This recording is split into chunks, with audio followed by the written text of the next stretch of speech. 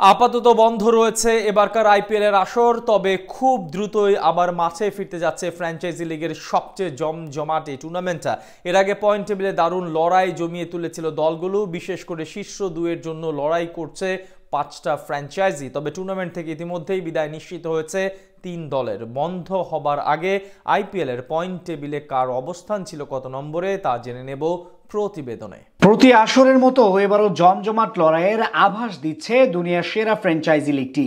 Bat বলে দারুণ লড়াইয়ে ইতিমধ্যেই নিজেদের অবস্থান জানান দিয়েছে দলগুলো, তবে অনেক ফ্র্যাঞ্চাইজি এবার মেলাতে পারেনি প্রত্যাশার মাত্রাটাও। বিশেষ করে এবারের আসরে সবচেয়ে হতাশ করেছে মহেন্দ্র সিং ধোনির চেন্নাই সুপার কিংস। শুরুটা জয় দিয়ে করলেও এরপর যেন নিজেদের হারিয়ে ফেলেছে ফ্র্যাঞ্চাইজিটি। টানা ব্যর্থতায় সবার আগে গ্রুপ পর্ব থেকে বিদায় নিশ্চিত হয়েছে, তবে এবার দলটিকে নিয়ে বাড়তি প্রত্যাশা ছিল চেন্নাই সমর্থকদের। কেননা এবারই হয়তো শেষবারের মতো আইপিএল এর মঞ্চ মাতাচ্ছেন মহেন্দ্র সিং ধোনি, কিন্তু প্রত্যাশার সঙ্গে বাস্তবতার মিল ঘটাতে পারেনি দলটি।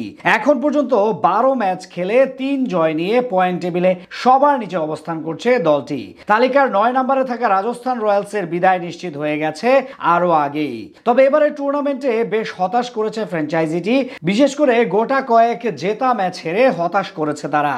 11 ম্যাচে মাত্র 3 জয়ে 6 পয়েন্ট সংগ্রহ করেছে দলটি। তবে এবারের আসরে সবচেয়ে বড় হতাশা উপহার দিয়েছে সানরাইজার্স হায়দ্রাবাদ। গেল আসরের ফাইনালিস্ট দলটা এবারের আইপিএল এসেছিল শিরোপা জেতার লক্ষ্যে। শুরুটা দারুণ করে সেই আভাসটাও দিয়েছিল তারা, তবে এরপর যেন কোথায় হারিয়ে যায় দলটি। একের পর এক ম্যাচ হেরে বিদায় ঘন্টা বেজে যায়। এখন পর্যন্ত 11 ম্যাচে 7 পয়েন্ট নিয়ে তালিকায় 8-এ অবস্থান করছে দলটি। তবে প্লে অফের স্বপ্ন ভেসে গেছে ফ্র্যাঞ্চাইজিটির। হাতে থাকা বাকি 3 ম্যাচ জিতলেও যাওয়া হবে না পরের পর্বে। এদিকে তালিকায় 7 নম্বরে অবস্থান করছে লখনৌ সুপার জায়ান্টস। এবারের আসরটা উত্থান পতনে কেটেছে তাদের জন্য। প্রথম 3 ম্যাচের মাত্র একটিতে জিতলেও পরের 3 ম্যাচে টানা জয় পেয়েছে তারা। এক সময় টেবিলের 2-এ থাকা দলটি শেষ 4 ম্যাচে 3টিতে হেরে নেমে গেছে 7 নম্বরে। অপরদিকে ডিফেন্ডিং চ্যাম্পিয়ন কলকাতার অবস্থাও খুব একটা ভালো নয়। 12 ম্যাচে 11 পয়েন্ট নিয়ে 6 নম্বরে অবস্থান করছে আজিঙ্কা রাহানের দল। তবে দারুণ লড়াইয়ে জমে উঠেছে শীর্ষ 5 দলের মধ্যে।